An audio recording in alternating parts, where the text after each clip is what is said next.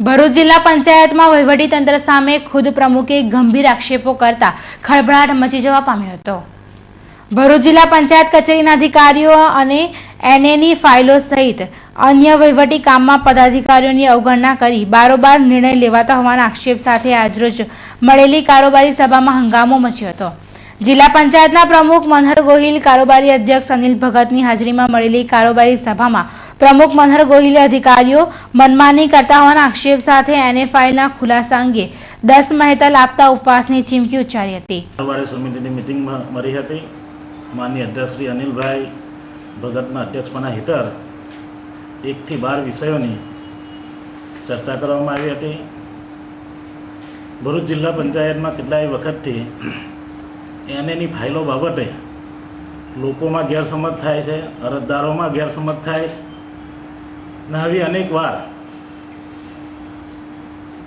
રજૂઆત કરી કારોબારીમાં આ બાબતે વિસ્તૃત ચર્ચા કર્યા પછી પણ જ્યારે સમિતિ નક્કી કરે છે કે આ પ્રકારનો ઠરાવ કરે છે એની અમલવારી કરવામાં ખૂબ વિલંબ કરતા હોય છે અને ગેરમાર્ગે દોરનારું કાયમ માટે હોય છે।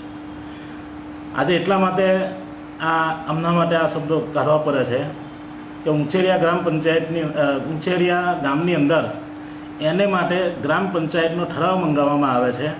જ્યારે કારોબારી અધ્યક્ષ અનિલ ભગતે પણ વહીવટીતંત્ર પર આક્ષેપ કરતા લશ્કર ક્યાં લડે છે તેવો સાંસદો સવાલ કારોબારીમાં કર્યો હતો। કલમ 66, 65, 67, 73 22 કેસોની મંજૂરી આપવામાં આવી। વખતો વખત વહીવટીતંત્રને અપાયેલ સૂચનાઓનો અનાદર કરવા બાબત અને નિયમો વિરુદ્ધની કાર્યવાહી કરવા બાબત કારોબારી સમિતિએ વહીવટીતંત્રને તાકીદ કરી અને હવે પછી ન બને એ માટેની અપીલ કરી છે।